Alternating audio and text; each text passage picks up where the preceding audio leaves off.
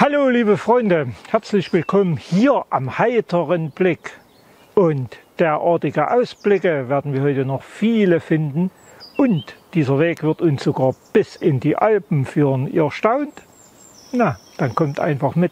Ich werde es euch zeigen und wünsche euch viel Spaß dabei.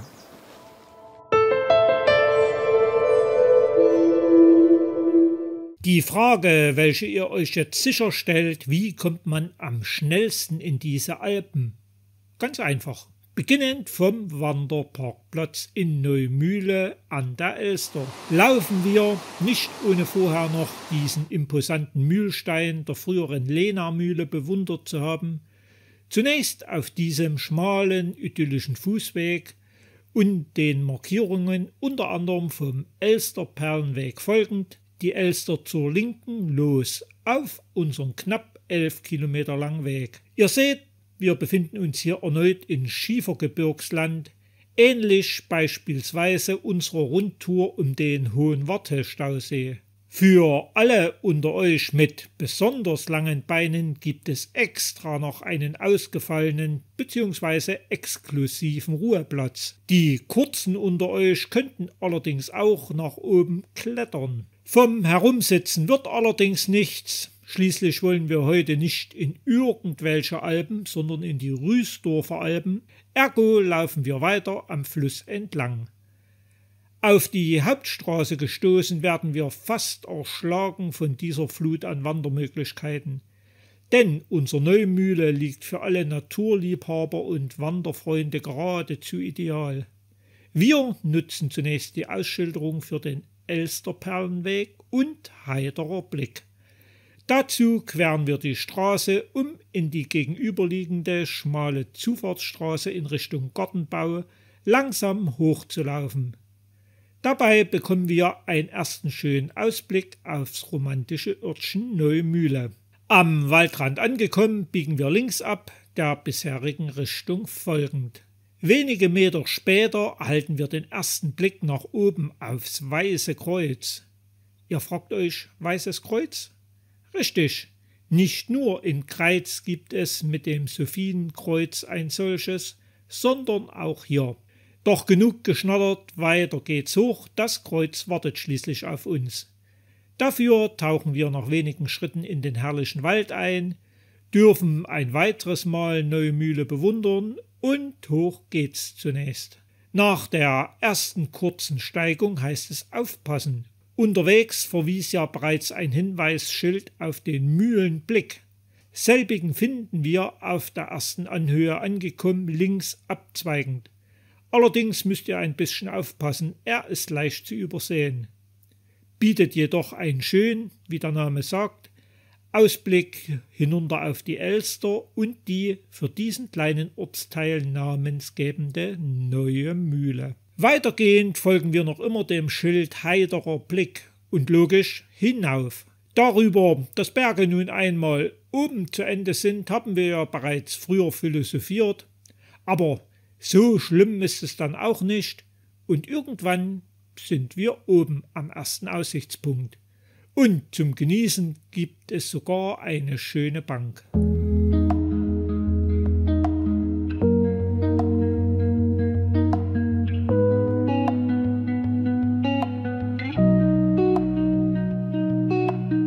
Wenige Meter weiter wartet das nächste Highlight, der angesprochene heitere Blick mit dem Weißen Kreuz.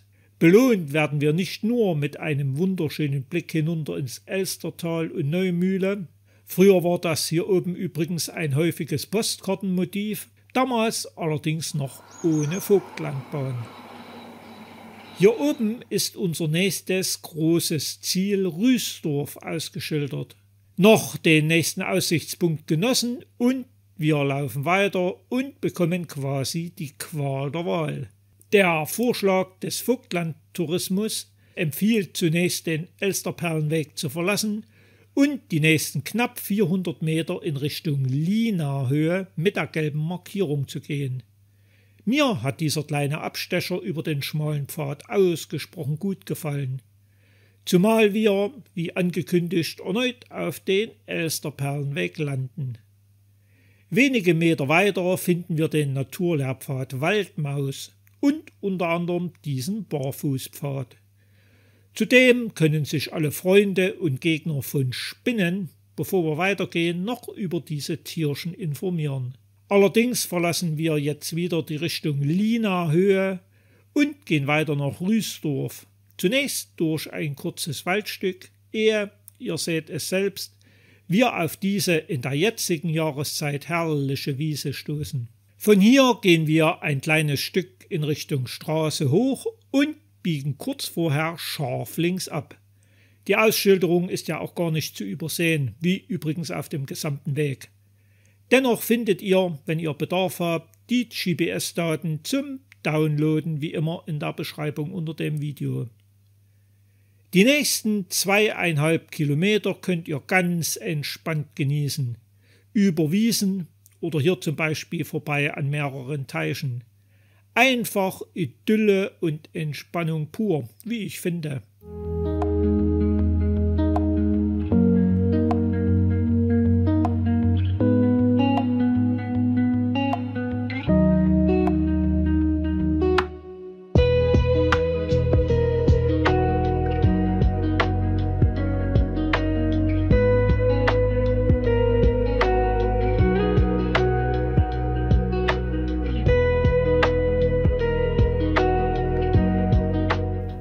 Auf der sogenannten Ebene angekommen, verlassen wir die bisherige Laufrichtung bzw. den breiten Feldweg nach Waltersdorf und biegen, das Hinweisschild ist auch hier nicht zu übersehen, links nach unten ab, den schmalen Wiesenweg nutzend. An dessen Ende angekommen, stoßen wir wieder auf Asphalt und steigen links weiter abwärts. Und was denkt ihr? Ist Rüßdorf nicht ein schönes Fleckchen Erde zum Träumen? Dabei vergisst man glatt den Asphalt unter den Füßen.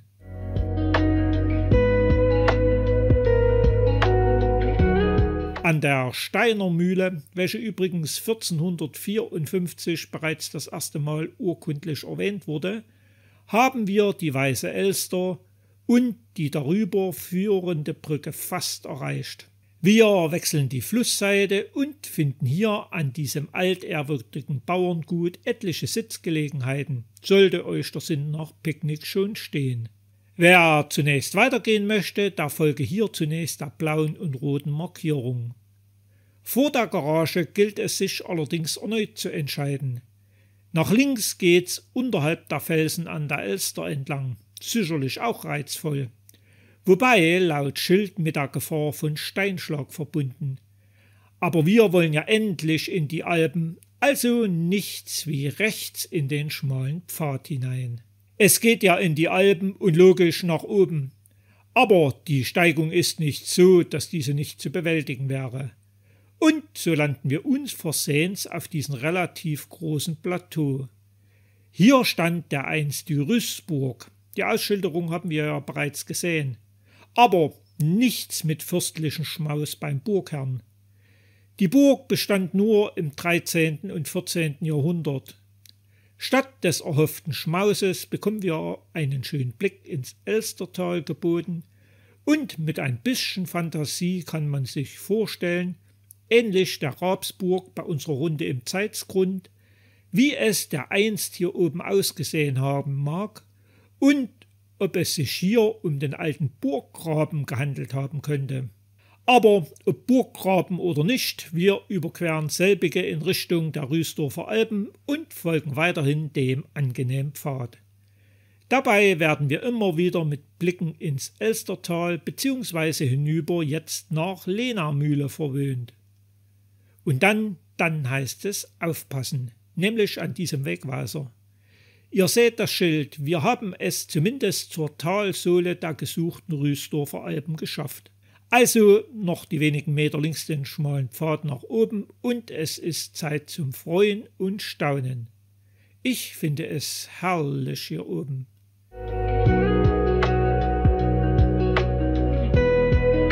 Genießt den Blick übers Elstertal hinweg. Lauft an der Bank über die Treppe noch die knapp 100 Meter nach oben bzw. hinten und kostet es aus. Ach, und da war ja noch etwas. Die Herren Ritter der Rüßburg wollten uns ja nicht bewirten. Hier oben ist der ideale Platz zum Picknick. Befriedigt sowohl im Magen als auch von dem Schauspiel der Natur machen wir uns wieder auf den Weg, nämlich links von der Bank am Geländer entlang. Alpiner Charakter hin oder her, ich fand den Weg gut und ohne Schwierigkeiten begehbar. Aber entscheidet bitte für euch selbst, ob es okay ist, hier entlang zu gehen. Es gibt nämlich noch eine Variante, vorhin auf dem breiten Weg, um diese Stelle zu umgehen. Will man etwas mäkeln, vielleicht der angenagte Zustand vom Geländer. Das erinnert leider an den immer mehr vergammelten Weg im stillen Tal an der Flöha, welchen wir ja auch schon gemeinsam gegangen sind. Aber wer mit Schwindel kein Problem hat, der darf diesen Abschnitt am Rande des imposanten Schieferfelsens genießen und auskosten. Irgendwann hat jedoch jeder Spaß sein Ende und so landen wir wieder im Tal, hier an dieser himmlisch schönen Wiese. Und der Greizer Ortsteil Lehnermühle liegt uns quasi zu Füßen.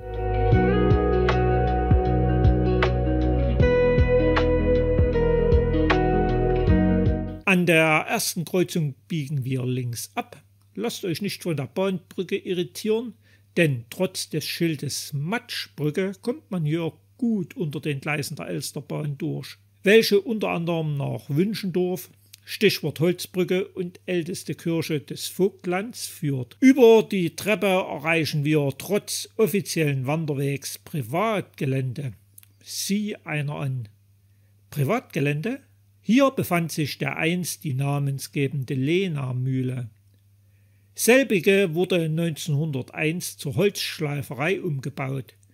Später wuchs sie an zu einer Pappenfabrik und dem größten Hersteller von Schuh- und Kofferpappe in ganz Europa. Aber ihr seht, Helmut Kohl hat sein Versprochen gehalten. Inzwischen sind hier nichts als blühende Landschaften. Denn mit der Wende war es vorbei mit der einst florierenden Fabrik. Als einziges hat sich wohl, neben diversen Gleisresten und Ruinen, nur das wunderschöne Verbotsschild überlebt. Nach diesem schönen Anwesen verlassen wir mittels des Schotterweges das frühere Fabrikgelände, queren die Gleise der Elstertalbahn, leider auch heute ohne Dampflok, sowie die Straße und landen nicht nur vor dem imposanten, nur um diese Jahreszeit ziemlich zugewachsenen Schieferfelsen, sondern auch vor etlichen neuen Wandermöglichkeiten. Ihr habt an dieser Stelle sogar die Chance für eure Gesundheit etwas Gutes zu tun. Denn diese schöne naturbelassene Kneipanlage wartet auf uns. Also, damit es niemand falsch versteht, Wassertreten ist angesagt. Die altehrwürdige Gastwirtschaft Schumann zum Kneipen ist leider auch Geschichte. Letztlich nehmen wir die linke Abzweigung und steigen unter anderem in Richtung Bach-Goethe-Hain im Rücken des Schieferfelsens nach oben. Dort angekommen dürft ihr, so ihr Bedarf habt, ein weiteres Mal ausruhen oder einfach nur den Blick hinunter auf Lehnermühle, welches wir gerade verlassen haben, genießen. Wie gut zu sehen ist, geht es zwar noch ein wenig sanft hoch, aber auf diesem angenehmen Pfad dürfte es nun wirklich kein Problem sein, zumal es hin und wieder Gelegenheit gibt, in Richtung Tal zu schauen.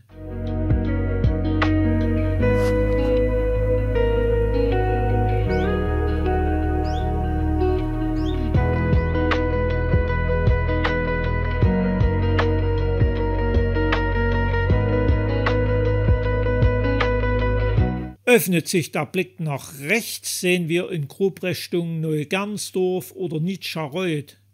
Selbiges ist nicht nur durch ein Bauernmuseum und den schönen Dorfanger interessant. Hier spielte auch Georg Kresse dereinst eine große Rolle. Ihr kennt ihn, den Bauerngeneral, nicht? Dann werden wir demnächst auch über dieses Thema sprechen. Heute folgen wir dem Weg weiter durch den Wald und sehen zwischen den Bäumen bereits unsere neue Mühle vor uns liegen. Wie viele Wege nach Rom führen, gilt es auch nach Neumühle. Romantischer ist es, links abzubiegen und einen weiteren anspruchsvollen Pfad zu gehen. Diesen möchte ich mir jedoch für eine spätere Wanderung nach besagtem Nitschereuth aufheben. Deshalb geht's heute oben und gemütlich durch den Hochwald. Dann liegt er vor uns, der ausgeschilderte Bach-Goethe-Hain. Was es damit auf sich hat, sehen wir hier, denn aus Anlass des 200. Geburtstages von Johann Wolfgang von Goethe und des 200. Todestages von Johann Sebastian Bach wurde dieser Komplex in den uns heute bekannten Bach-Goethe-Hain umbenannt und umgestaltet. Außer Bach und Goethe zu gedenken, können wir von hier oben einen weiteren herrlichen Ausblick auf Neumühle genießen. Um jedoch dahin zu kommen, gibt es theoretisch 2 Varianten. Ich habe mich für jene entschieden, welche zunächst in Richtung Osterquelle bzw. Bahnhof Neumühle führt. Ein romantischer Abstieg, wie ich finde, aber ihr seht, es geht ganz schön stramm nach unten. Unten angekommen finden wir nicht nur diese angenehme Raststelle für alle, die sich ausruhen möchten, sondern auch noch einen letzten Gruß vom Osterhasen. Wenden wir uns um, erspähen wir eine weitere Würdigung, diesmal für Wilhelm Pieck, der Tischler, welcher es geschafft hat, erster Präsident der DDR zu werden. Bis dato ein Novum in der deutschen Geschichte, ein Arbeiter an der Spitze des Staates. Wenige Meter daneben entdecken wir eine weitere Gedenktafel, nämlich für den fürstlichen Hoffotografen Heinrich Fritz, welcher der Begründer und langjährige Vorsitzende des Verschönerungsvereins Neumühle war. Jetzt könnte man, so Ostern wäre und man Jungfrau ist, an die Osterquelle gehen und Osterwasser holen. Aber die Mehrheit unter uns wird letzteres vermutlich nicht sein, ergo können wir getrost und ohne etwas zu verpassen in Richtung Bahnhof laufen. Auf dem Weg finden wir weiteren Osterschmuck. Ob sich der Osterhase vom Grüner Osterweg sogar bis hierher gefunden hat? Wie dem auch sei, mir hat es gefallen und so erscheinen die letzten Meter, zumal mit einer Chance zum Spielen für alle kleinen und großen Kinder, sehr kurzweilig und wir erreichen den Rand des idyllischen Neumühle. Und was sehen wir? Erneut Schilder mit Wanderzielen ohne Ende. Wie ich bereits sagte, Neumühle ist ein wahrhaftes Wanderparadies und ihr könnt hier eurem Hobby frönen, bis die Wandersocken dampfen. Jedoch nicht mehr heute. Ich schlage vor, wir folgen jetzt der Straße in Richtung Bahnübergang. Tja, soll man traurig sein und sich mit Grausen abwenden, wenn man die alten Bilder vom Bahnhof sieht und die kärglichen Überreste heute? Oder soll man sich freuen, dass immerhin die Strecke noch betrieben wird und Züge fahren? Jenseits der Gleise und überhaupt nicht zu übersehen die Sternermühle. Wir hatten diese schon beim Aufstieg vom Mühlenblick gesehen. Es handelt sich hier um die frühere 1345 erstmals erwähnte Neue Mühle, welchen dem Ort ja seinen Namen gab. Aber man ruht sich hier nicht auf alten Traditionen aus, sondern wie ihr seht, man schafft Neues. Den Wohnmobil-Stellplatz in idyllischer Lage beispielsweise gegenüber der Mühle hinter dem Mühlgraben. Apropos idyllisch, wer es idyllisch mag, sollte noch nicht den Rückweg über die Elsterbrücke antreten, sondern noch die wenigen Schritte zum Wehr bzw. Einlass in den Mühlgraben gehen. Ich denke, die Bilder sprechen für sich.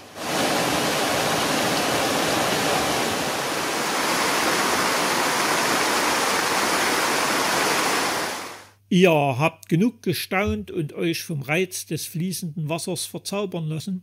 Okay, nehmen wir die letzten Meter in Angriff, gehen wieder hoch zur Brücke, welche übrigens auch, wie zu sehen ist, eine sehr wechselhafte Geschichte und ein wechselndes Gesicht zu verzeichnen hat. Aber wie dem auch sei, wir wechseln die Flussseite und sind an einem bekannten Punkt angelangt. Wobei nicht übersehen sollten wir diese Tafel, auf welcher das Thüringer Vogtland bildlich vorgestellt wird. Und was ich bereits schon mehrfach heute sagte, es gibt hier derart vieles zu entdecken, ich bekomme jedes Mal Lust, hier einen längeren Urlaub zu machen oder öfter hierher zu fahren. Zumal es nicht nur Möglichkeiten für Freunde von Geschichte, Kultur und Wandern gibt, sogar Wassersportfans können ihrem Hobby frönen. Aber wie dem auch sei, gehen wir den schmalen Pfad an der Elster zurück, kosten und genießen die letzten schönen Eindrücke und landen schließlich wieder am Parkplatz.